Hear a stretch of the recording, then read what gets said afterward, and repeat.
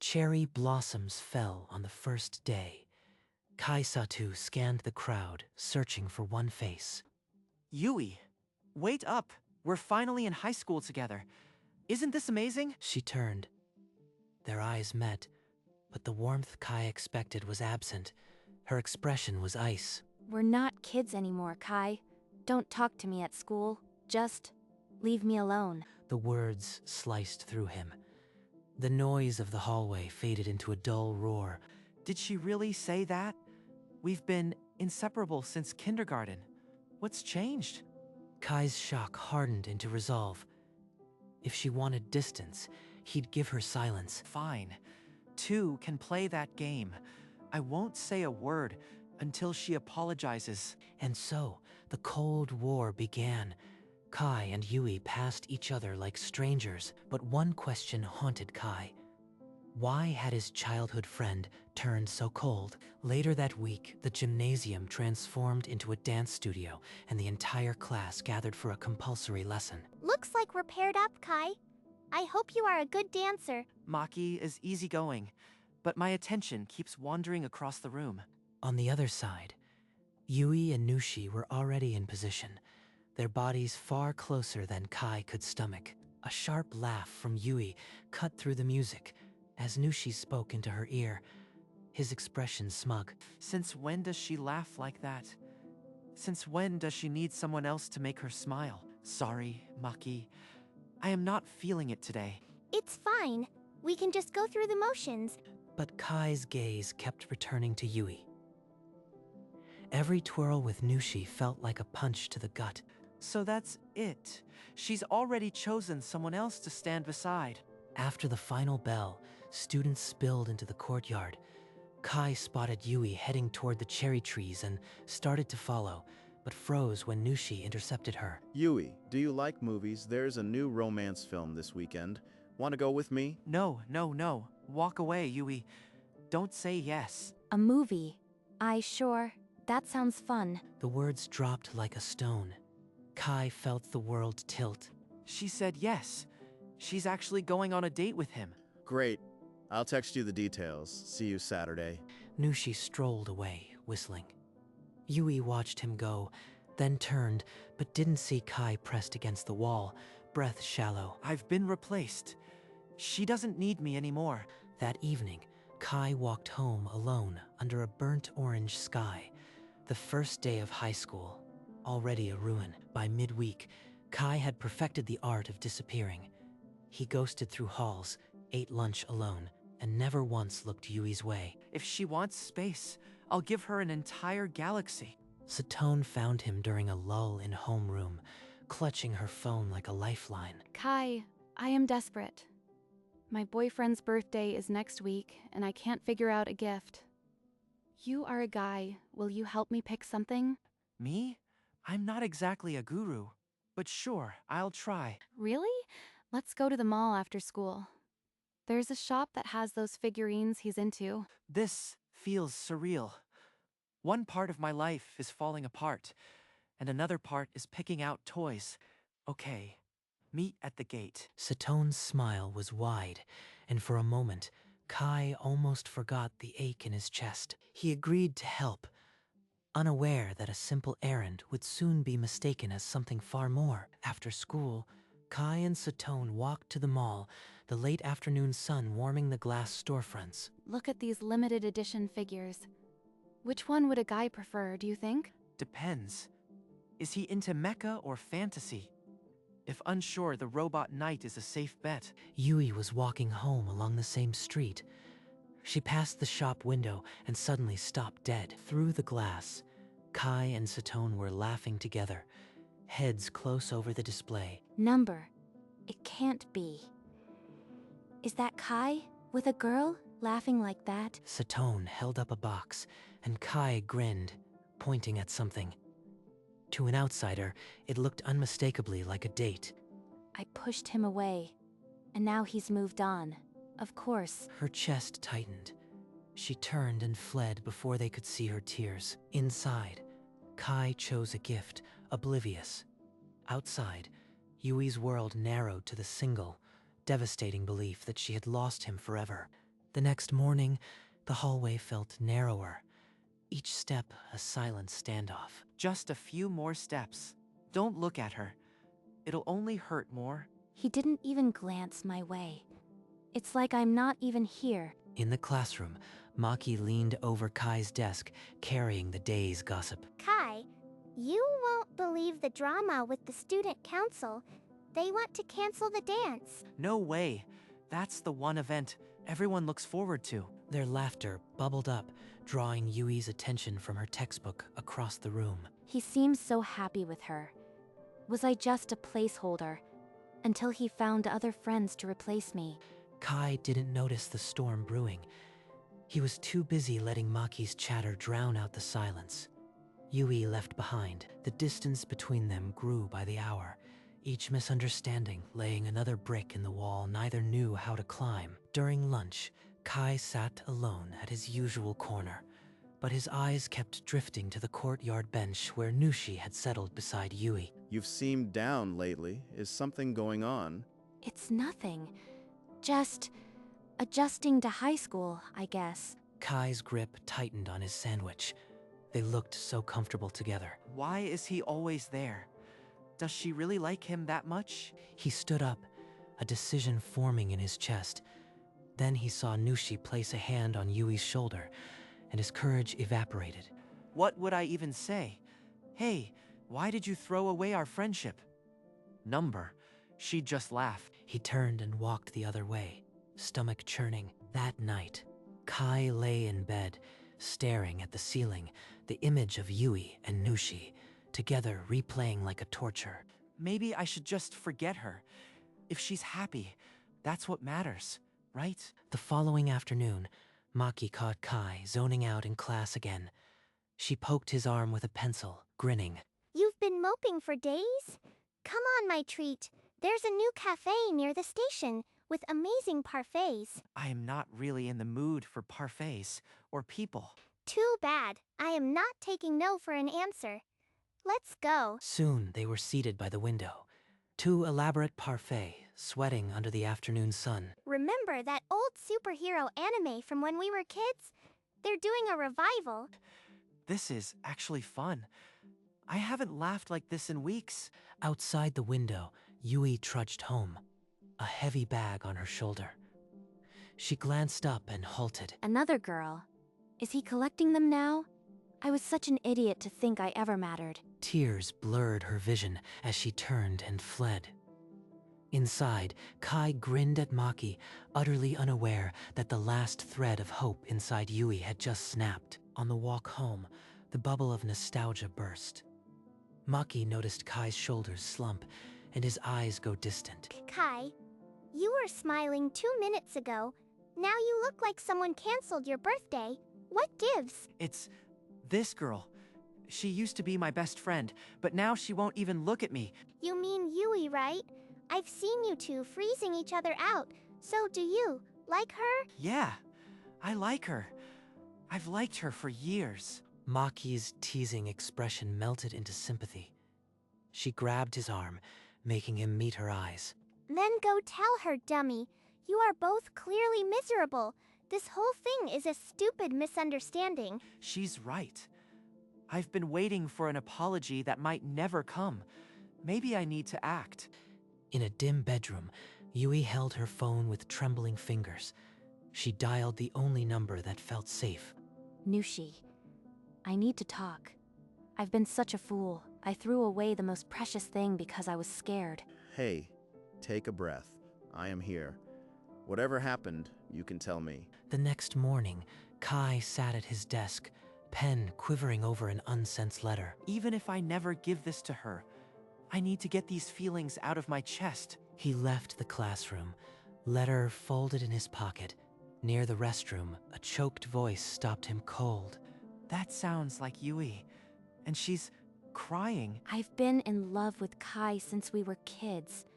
I was just too afraid to admit it, even to myself. Then why push him away? He's been a mess, you know. Over spring break, he grew taller and more confident. I felt like he didn't need me anymore.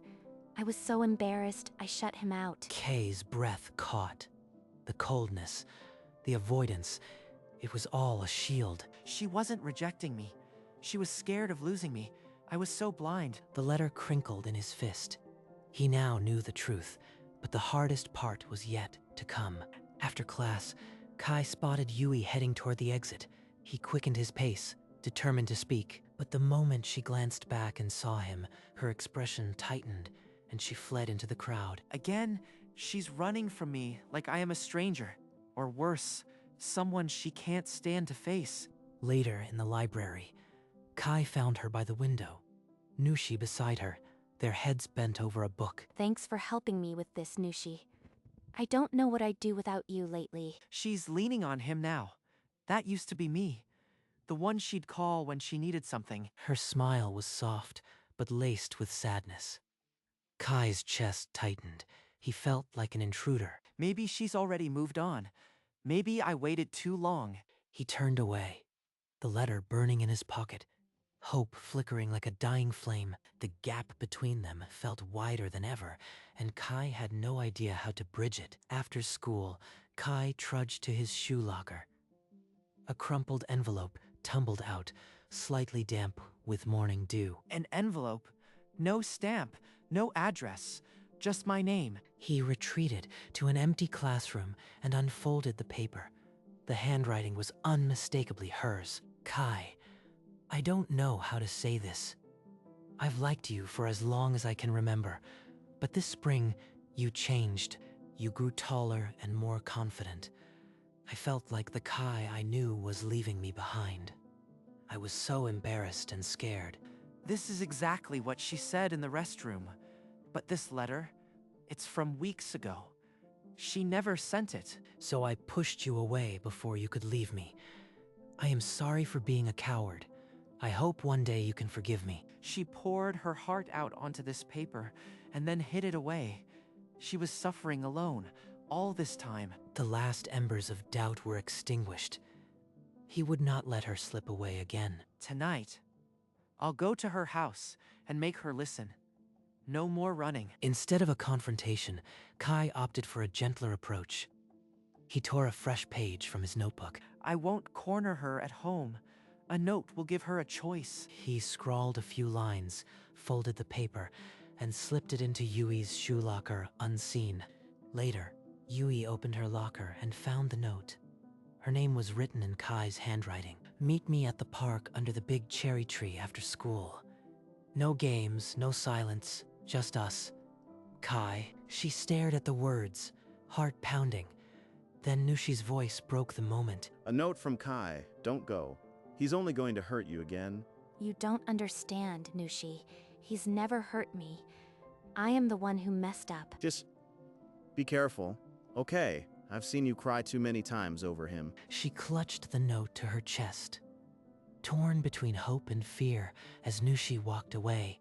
By the time the school bell rang, Kai had already been waiting under the cherry tree for 20 minutes, watching the park path. She's not coming.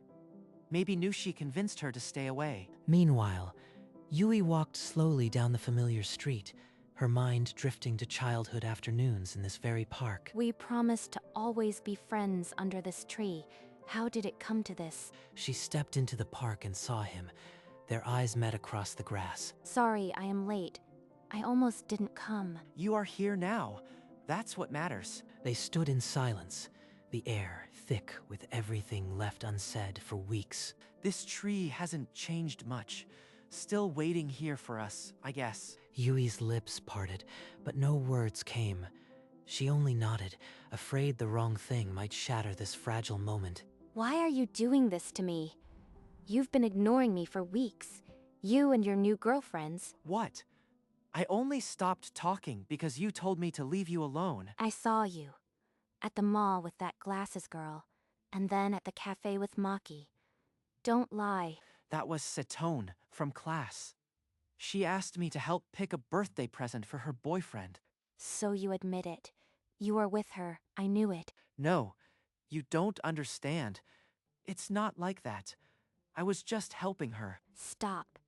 Just stop. You don't have to pretend anymore. I get it. You've moved on. Kai's words died in his throat. She wasn't hearing him. She heard only her own fears reflected back. Yui fled, her sobs swallowed by the rustling leaves. The cherry tree stood silent witness to the wreckage. I made it worse. I should have just told her how I really feel. Kai trudged into his room and collapsed onto the bed, the weight of the failed conversation pressing on his chest. Every word I said just made it worse. She'll never believe I care about her now. His mother's voice floated up the stairs, a gentle reminder that the world hadn't stopped turning. Running away won't fix anything. Love isn't about waiting, it's about courage. Courage! If I don't fight for Yui now, I'll lose her forever. He pulled out Yui's letter, the tear stains proof of her hidden pain. Next door, Yui clutched her own draft, the words she never sent. I love him. Even now, after all the mistakes, I can't stop loving Kai, but it's too late. He probably hates me, and he has every right to. Kai stood, fists clenched, the letter still in his hand. He wouldn't let fear win. Tomorrow, he'd face her again. The morning sun cast long shadows as Kai waited outside Yui's gate, the letter heavy in his pocket. Oh no, he's here again. I can't face him after yesterday. She tried to slip past, but Kai stepped into her path, arms crossed, eyes unwavering. We need to talk. Not like yesterday, no running. Just the truth. There's nothing to say. You should just go back to your new girlfriend. I know, Yui.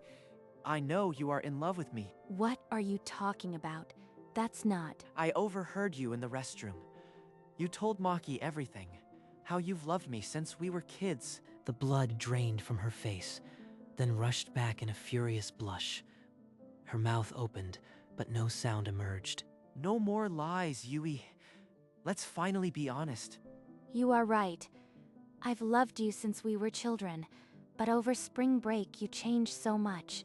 I was terrified that the new Kai wouldn't need me anymore, so I pushed you away first. When I saw you at the mall with that girl, laughing, I thought you'd already moved on. That was Satone. She's just a classmate. I was helping her pick a birthday gift for her boyfriend. Her boyfriend. So all this time I was jealous over a misunderstanding. I am so sorry, Kai. I ruined everything because I was scared and insecure. I am sorry too. I ignored you because I was hurt, but that only made things worse. I thought you hated me. I never wanted to hurt you. I missed you so much. For the first time in weeks, they truly saw each other. Not through fear, but through honesty. The weight of weeks of silence lifted, but the words they both ached to confess still hung unspoken. Yui, I've loved you since we were kids. I was just too scared to say it. Afraid of ruining our friendship. Kai, you love me. Even after everything I did? Even after everything. Especially after everything. A sob broke from Yui's lips, but this time it wasn't sorrow. She laughed, a broken, beautiful sound. I love you too, Kai. I never stopped. Not for a single day. Kai's hand trembled as he reached out. Yui met him halfway, their fingers intertwining in the shared morning light. So, does this mean we're more than childhood friends now? I think we've always been more. We were just too stubborn to admit it. Their eyes locked, and for a moment, the rest of the world fell away. The confession was finally out. Kai and Yui had found their way back, not as childhood friends, but as something far deeper. The next morning, cherry blossoms drifted over the path as Kai and Yui walked to school hand in hand, a quiet confidence between them. I still can't believe this is real. Yesterday I thought I'd lost you forever. You better believe it. You are stuck with me now, Kai-Satu. At the school gate, Maki and Satone were chatting. The moment they saw Kai and Yui's linked hands, their jaws dropped. Oh my gosh! Are you two finally together?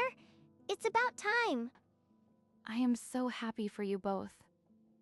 All that gift shopping stress was worth it, Kai. Gift shopping? Oh, for your boyfriend. I am so sorry I jumped to conclusions. Satone. A familiar figure approached from the side. Nushi paused, taking in the scene. I was wondering when you two would figure it out. Take care of her, Kai. He turned and walked on, leaving the group to their celebration. High school had only just begun, but Kai and Yui's story was already off to a new, brighter chapter. A few weeks later, the school festival lights painted the evening air with laughter and the scent of fried treats. I'll win you that cat plushie if it's the last thing I do. 3 attempts later, the cork finally hit its mark. The booth keeper handed over a fluffy white cat. Kai, it's adorable. You didn't have to try that hard. Worth every yen to see you smile like that. They shared a stick of cotton candy, the sugar dissolving on their tongues as they wandered through the stalls. As night fully settled, the first firework burst across the sky, painting their faces in silver and gold. Remember when we watched fireworks as kids? You said you wanted to see them with someone special someday. I guess my dream came true. I am with you, Kai. She leaned against him, and together they watched the sky bloom, their hearts beating in quiet harmony. From a childhood friendship that nearly shattered to a love that defied misunderstandings, Kai and Yui had come full circle. The silence they once built had crumbled, replaced by whispered jokes and secret smiles. Every day with her now feels like a new page in a story I never want to end. Under the desk, hidden from view, their hands found each other in a familiar hold. He's holding my hand so tightly. It's like he's still afraid I'll disappear. They focused on the lesson, but the quiet magic between them was louder than any lecture. I almost lost her once. Never again. High school was no longer a battlefield. It was the garden where their love finally bloomed. Their story was only beginning, but one truth was certain. They were no longer just childhood friends. They were home.